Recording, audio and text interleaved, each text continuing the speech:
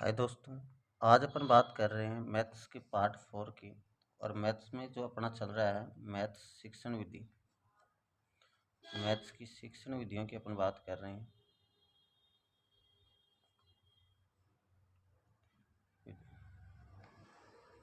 और टाइप चल रहा है 4। अपन बात करेंगे आज। कल तक अपनी बात हो गई थी कि गणित को परिभाषा देने वाले जॉन लॉक ने क्या कहा था और पीयर्स ने क्या कहा था। आज बात करेंगे गणित की प्रकृति की। गणित की प्रकृति, गणित की प्रकृति के बारे में अगर अपन पूछें तो क्या होता है। गणित एक अमूर्त है। आप क्या कहते हो? गणित क्या है? अमूर्त। तो इसका पहला जो पॉइंट है वो यह होगा, गणित अमूर्त है।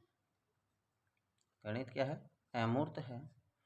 पॉइंट नंबर अगर 2 की बात करें तो गणित में अमूर्त प्रत्ययों को मूर्त रूप में परिवर्तित करके पढ़ाया जा सकता है। यानी अमूर्त जो प्रत्यय हैं उनको मूर्त रूप से परिभाषित करते या परिवर्तित करके पढ़ाया जा सकता है। जैसे मान लो अक्स स्क्वायर है तो अपन क्या लिखेंगे? उसको अक्स इंटू अक्स लिखेंगे।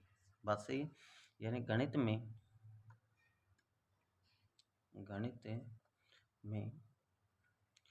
अमूर्त प्रत्ययों को अमूर्त प्रत्ययों को मूर्त रूप में मूर्त रूप में मूर्त रूप में परिवर्तित परिवर्तित परिवर्तित करके पढ़ाया जाता है। वह उनकी व्याख्या की जाती है। व्याख्या की जाती है। जैसे अगर कोई अध्यापक है वो किसी स्टूडेंट को पढ़ा रहा तो अमूर्त प्रत्ययों को किस रूप में पढ़ाता है? मूर्त रूप में उनको पढ़ाता है। ये याद रखना है। यानी अमूर्त से मूर्त की ओर चलते हैं अपन। आगे अगर बात करें, ये जो परिभाषा है ये किसने दी थी? तो याद ऐसे रखना है, गणित ऐसी अमूर्त व्यवस्था का अध्ययन है। इम्पोर्टेंट है दोस्तों अपने लिए ये। गणित ऐसी अमूर्त व्यवस्था का अध्ययन है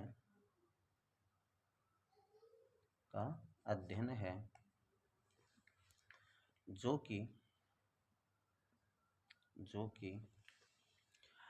अमूर्त अमूर्त तत्वों को अमूर्त तत्वों से मिलकर बनी है।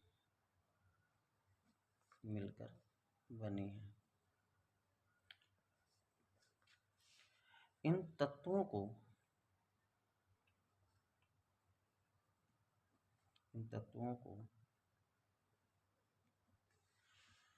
मूर्त रूप में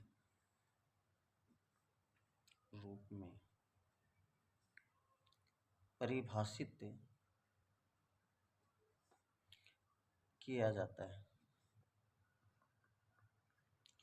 जिनके बारे में अपन को अधिक जानकारी नहीं है, अपन उनको, जैसे मान लो a प्लस बी का होल स्क्वायर है, उसको जब खोलेंगे तो क्या बनता है? A square plus 2ab plus B square बनता है। तो वो अमूर्त तो क्या था? a प्लस बी का होल स्क्वायर था। और मूर्त रूप में क्या बन गया? A square plus 2ab plus B square बन गया। तो अमूर्त चीज़ को किस में चेंज कर रहे हैं अपन? मूर्त में। इसकी ये परिभाषा किसने दी थी? तो इम्पोर्टेंट है, ये याद रखना, मार्शल एच स्टोन। तो याद रखना, स्टोन शब्द है, स्टोन से क्या बनती है? मूर्तियाँ बनती है। तो मूर्ति यानी पत्थर, ऐसे लिख लेना, मूर्ति यानी पत्थर, मूर्ति यानी मूर्त। किसने दिया था? मार्शल एच स्टोन ने। मूर्ति आप याद रख लेना, मूर्ति मतलब मूर्त हो गया, और पत्थर मतलब स्टोन, यानी मूर्ति वाला यानी मूर्त वाला किसने दिया था, स्टोन ने दिया था, मार्शल एच स्टोन, आपको याद रखना है। आगे की बात करें, अगला पॉइंट गणित। गणित के नियम, गणित के नियम, सूत्र व सिद्धांत तथा परिभाषाएं, गणित के नियम सूत्र तथा गणित के नियम हो गए, सूत्र हो गए, सिद्धांत हो गए तथा परिभाषाएं हैं, वो किस किस ने क्या क्या दी वो आपको याद रखनी है। जैसे पहले अपन कह सकते हैं गणित के मानसिक सिद्धांत का जन्मदाता कौन है। गणित के मानसिक सिद्धांत का जन्मदाता, गणित के मानसिक सिद्धांत का जन्मदाता, सिद्धांत का जन्मदाता,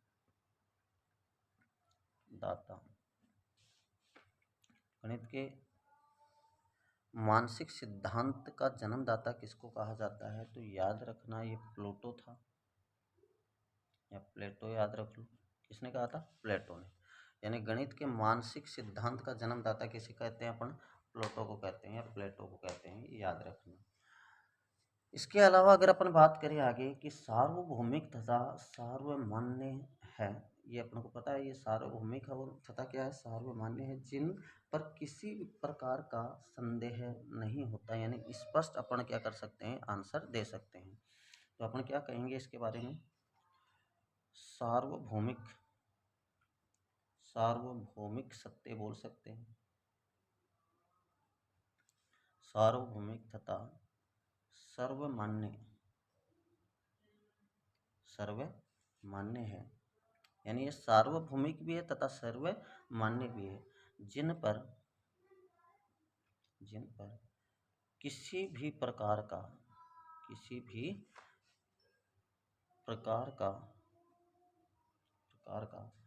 संदेह नहीं है, यानी किसी प्रकार का क्या नहीं होगा, इस पर संदेह नहीं होगा। जैसे मान लो मैं एग्जाम्पल दूं आपके सामने, एग्जाम्पल देखो, तो ऐसे मान लो 10 भाग 2 गुणा 5 लिख दिया है, या आपको पता है कि किसका नियम है, तो आप कह दो कि बोर्डमास का है। किसका है, बोर्डमास का, बोर्डमास के नियम,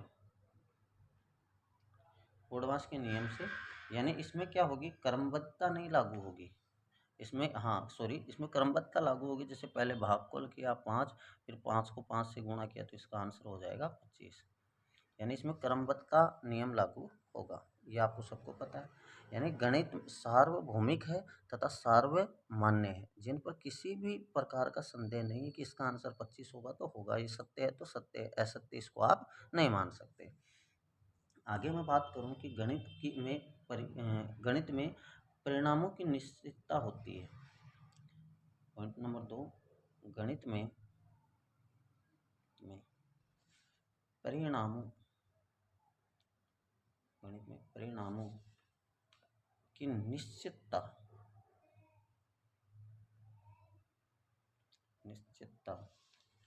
होती है।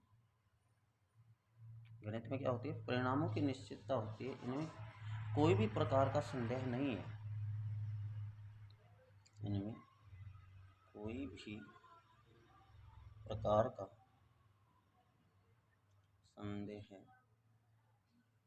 संदेह नहीं होता है,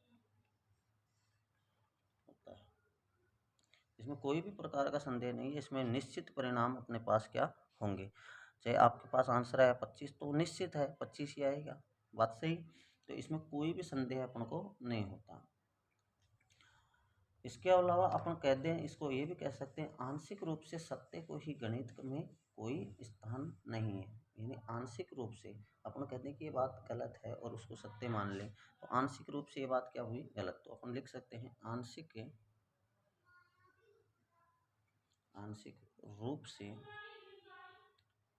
रूप से सत्य सत्य को गणित में सत्य को गणित में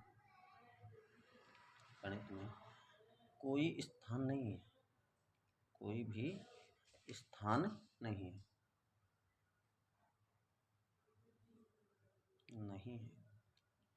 ये बात भी दोस्तों आपको याद रखनी है। ओके, आगे मैं बात करूं कि गणित की स्वयं की भाषा होती है। गणित की खुद की क्या होती है? भाषा होती है, जिसमें संक्षिप्तता होती है। संक्षिप्तता मतलब कम समय में अपन को क्या करना है, उसको सिद्ध करना है। पहली बात तो ये। तो देखिए गणित, पॉइंट नंबर 3, गणित की स्वयं की भाषा है, स्वयं की भाषा है। गणित की स्वयं की भाषा होती है, जिसमें संक्षिप्तता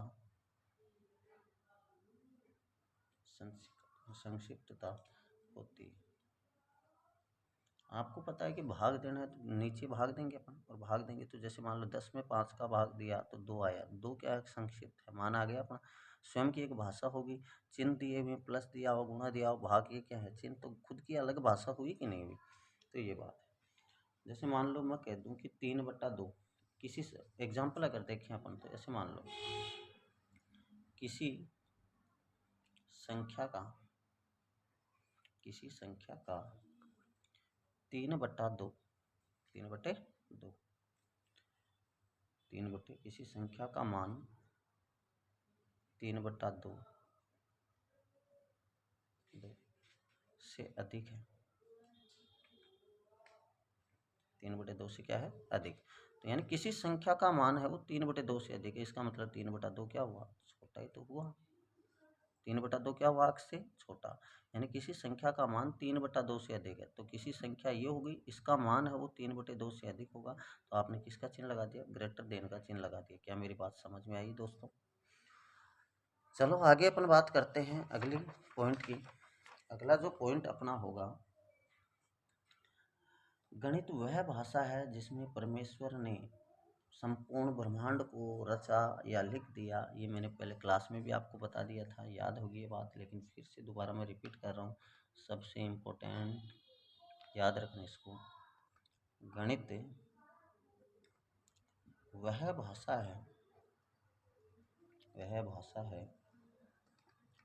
जिसमें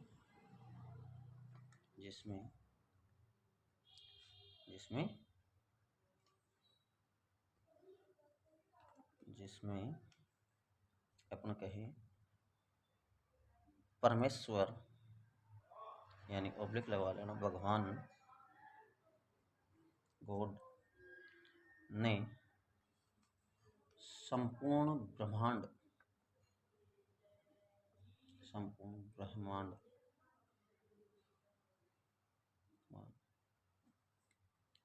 को रचा या लिखा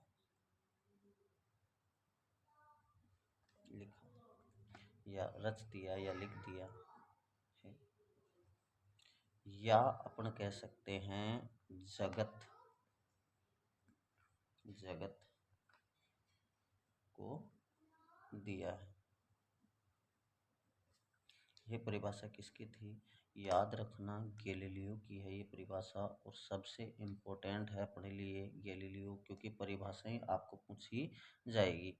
1 या 2 क्वेश्चन हर बार किससे आता है? परिभाषा से। तो ये परिभाषा है, गणित वह भाषा है जिसमें परमेश्वर भगवान ने संपूर्ण ब्रह्मांड को रचा या लिख दिया, या अपन कह सकते हैं जगत को दिया। किसने कहा? ये गैलीलियो ने कहा। गणित एक भाषा है, ये पॉइंट किसने कहा? तो याद इसको भी रखना है, गणित एक भाषा है। किसने कहा ये? याद रखना, गिल्स ने कहा था, या गिब्स में मिल सकता है। गणित एक भाषा है, किसने कहा? गिल्स ने कहा। ये भी अपनी बात हो चुकी थी। आगे की अगर बात करें दोस्तों, आगे मैं कहूँ कि आपको गणित द्वारा वातावरण में उपलब्ध वस्तुओं में तुलना करना, तथ्यों से संबंधित स्पष्टता करना व सामान्यीकरण के का गुण विकसित किया। इनके अलावा अपन कह सकते हैं गणित सभ्यता एवं संस्कृति का दर्पण है। किसने कहा था? होगमेन ने कहा था। गणित सभी विज्ञानों का प्रवेश द्वार एवं कुंजी है, रोजर बेकन ने कहा था। ये बातें अपने क्लास में हो चुकी है, लेकिन इनको फिर से मैं रिपीट कर रहा हूँ, ध्यान से सुनना। गणित द्वारा वातावरण में उपलब्ध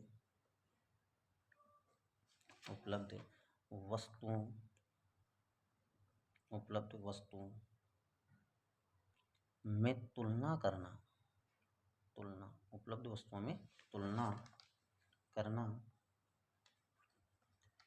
तथ्यों में संबंध स्थापित करना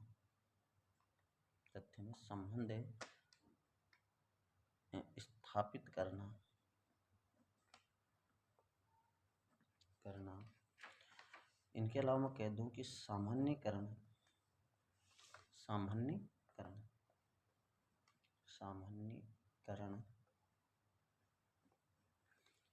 का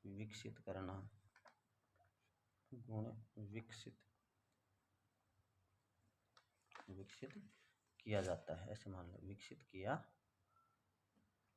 जाता है, यानी सामान्यीकरण का गुण विकसित किया जाता है। एक परिभाषा आपको ये याद रखनी है, मैंने आपको बताई, गणित सभ्यता एवं संस्कृति का दर्पण है। गणित क्या है? सभ्यता एवं संस्कृति का दर्पण है। ये किसने कहा था? होगबेन ने कहा।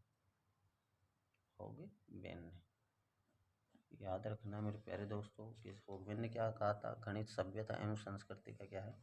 दर्पण। इसके अलावा रोजर बेकन ने क्या कहा था? गणित सभी विज्ञानों का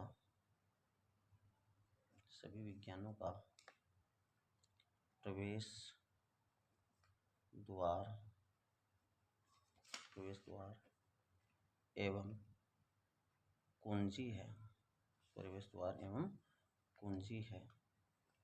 ये किसने कहा? रोजर बेकन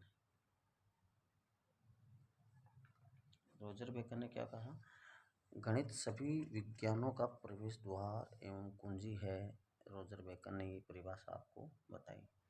इसके अलावा अगर अपन और बात करें, गणित विषय में तर्क शक्ति के साथ वैज्ञानिक दृष्टिकोण पैदा करता है।